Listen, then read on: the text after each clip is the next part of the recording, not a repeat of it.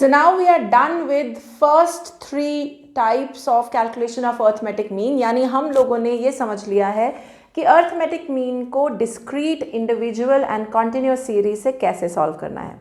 अब आगे बढ़ते हैं चैप्टर में. Now there are different types of means that we have to understand how we have to calculate them, जो कि हैं weighted arithmetic mean, combined arithmetic mean, और आज ही हम करने वाले हैं corrected arithmetic mean as well. Welcome everyone, आप लोग देख रहे हैं Eco World Digital Classes and this is statistics series for standard 11th. We are doing chapter number 9 arithmetic mean. Chapter बहुत ही सिंपली डिवाइडेड है. पहले अर्थमेटिक मीन की ही calculation दे रखी है from 3 different series which we are done with. उसके बाद different types of arithmetic mean दे रखा है, जैसे there is weighted arithmetic mean, then there is combined arithmetic mean और हम करेक्टेड अर्थमेटिक मीन. ये तीनों चीजें आज की वीडियो में करेंगे and then we will continue with the chapter in the next video. Okay, so let's begin. Weighted arithmetic mean क्या है? कुछ नहीं है, सिर्फ फंडा ये है कि कई बार जब हमें डेटा गिवन होता है उसमें हमें वेट्स गिवन होते हैं which are denoted by W. Weights क्या है? Relative importance of certain things. तो मान लो मुझे प्राइस इंडेक्स निकालना है, आगे तुम्हें चैप्टर है प्राइस इंडेक्स का. यानी मुझे ये पता करना है कि इकोनॉमी में इन्फ्लेशन कितनी हुई है.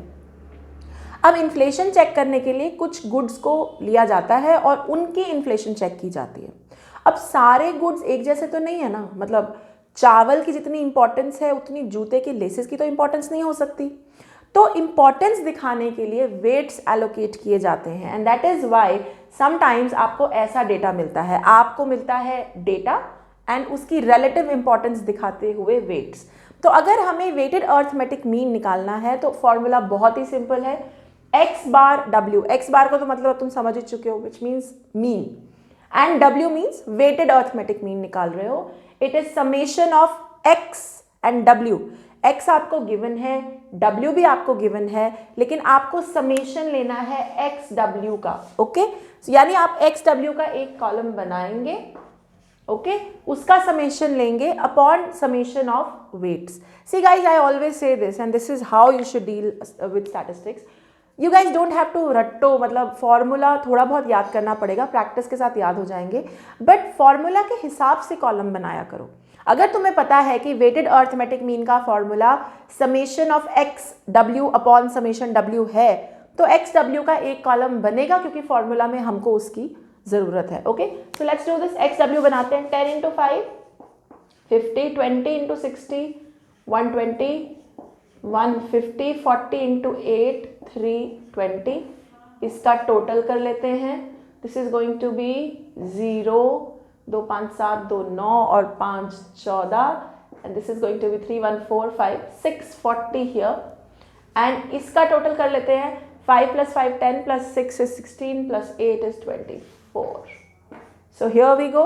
अब आपको इसको निकालना है, डिराइव कर लीजिए. 640 by 24, whatever the answer is your weighted arithmetic mean. बहुत ही सिंपल क्वेश्चन है, अगर आ गया तो ये तो 2 स्टेप्स में सॉल्व हो जाएगा. Okay, now let's go to next one which is combined arithmetic mean. Now what is combined arithmetic mean? So let's say I want to तुम्हारी क्लास के मेरे पास मीन मार्क्स हैं. मुझे पता है कि तुम्हारी क्लास में ऑन एन एवरेज बच्चों ने 70 स्कोर किया आउट ऑफ 80 और मेरे सब्जेक्ट में इकोनॉमिक्स में लेट्स से, और 12th वालों ने एवरेज स्कोर किया है 60. तो अब मैं अलग, मेरे पास 2 रास्ते हैं, या तो मैं 11th का अलग निकालूं फिर मैं 12th का अलग निकालूं मीन. बट मुझे किसी ने बोला है कि तुम अपने सब्जेक्ट का ना टोटल कंबाइंड मीन बता दो कि तुम्हारा टोटल एवरेज कितनी आई है दोनों साल में मिलाकर. Now, in that situation, I am not going to waste time on calculating arithmetic mean separately. मैं combined arithmetic mean निकालूंगी, यानी दोनों का इकट्ठा करके मीन निकाल लूंगी. कैसे? बहुत सिंपल तरीका है. Look at this. Look at the formula.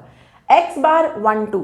X bar means mean. 1 2 मतलब 2 आइटम्स है जिनको कंबाइन करके मैं ये मीन निकाल रही हूँ.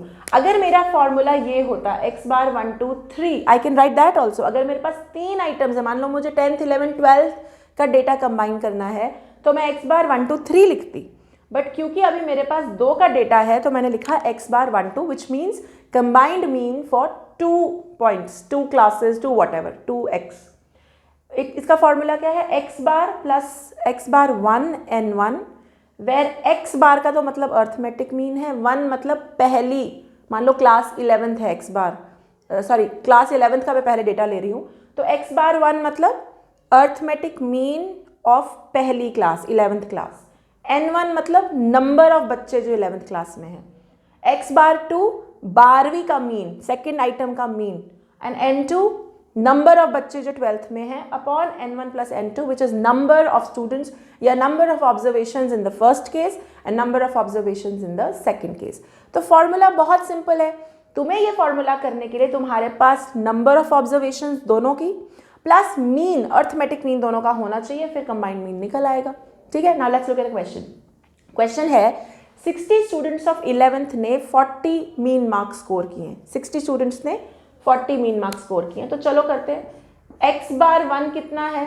40। क्यों? मीन मार्क्स 40, मीन मार्क्स यानी मीन क्या है? 40। N1 क्या है? 60। क्यों? क्योंकि बता रखा है कि 60 बच्चे हैं 11th में। Similarly x⁻2 is 50 mean marks, मुझे बोला गया है कि 50 है मीन मार्क्स, ओके। और N2 कितना है? 50। There we go. अब मेरे पास ये सारी डिटेल्स है, let me just plug it in. मुझे कुछ नहीं करना है, बस प्लग इन करना है। तो x⁻12 is equal to x⁻1 is 40 into 60 plus 50 into 50 upon N1 plus N2 is 60 plus 50। There we go. This is 2400, this is 2500 and this is 110, which means this is 4900 upon 110. Solve it और आपका combined mean आ गया। ठीक है, simple है, कुछ difficult नहीं है। हाँ, इट्स वेरी इजी एक्चुअली, कुछ भी डिफिकल्ट नहीं। क्लियर है यहाँ तक? Okay, now let's go to the third type which is जब गड़बड़ हो जाती है, गलती हो जाती है। यार कई बार क्या होता है, इतना डेटा है, इतना सारा डेटा है, कोई एक फिगर ऊपर नीचे कोट किया जाता है, कुछ ना कुछ गड़बड़ हो जाती है, फिर क्या करें? सारा वापस से करें? इतना टाइम किसके पास है? तो एक फॉर्मूला लगा के उसको करेक्ट कर लेंगे। कैसे? Let's understand this. तो मान लो तुम्हारे पास तुमने अर्थमेटिक मीन निकाला, ठीक है। अर्थमेटिक मीन निकाल के तुम्हारा अर्थमेटिक मीन आया let's say 100, okay. Arithmetic mean 100 था, नंबर ऑफ ऑब्जर्वेशंस 40 थी, लेकिन तुम्हें बाद में पता चला कि एक आइटम जिसको तुम्हें 68 लेना चाहिए था उसको तुमने 86 ले लिया। क्वेश्चन समझ में आया? तुमने मीन निकाला 40 आइटम्स का, वो निकला 100, लेकिन तुम्हें बाद में पता चला कि एक आइटम जो 68 लेनी चाहिए थी, यानी करेक्ट वैल्यू क्या थी? 68, उसको तुमने क्या ले लिया? 86। इनकरेक्ट वैल्यू क्या ले ली? 86। तो अब इसको ठीक करना है, तो कैसे ठीक करें? बहुत ही सिंपल है, हम इसको ठीक करेंगे। करेक्ट मीन कैसे निकलेगा? Summation x minus incorrect value, मैं फॉर्मूला अभी समझा रही हूं, plus correct value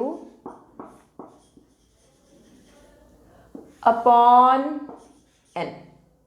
okay, now let's understand this. क्या मतलब हुआ इसका? ध्यान से देखो। हुआ क्या है कि तुमने अर्थमेटिक मीन निकाल लिया। अर्थमेटिक मीन कैसे निकलता है? अर्थमेटिक मीन नॉर्मल सिंपल तरीका, समेशन x बाय n। तो तुमने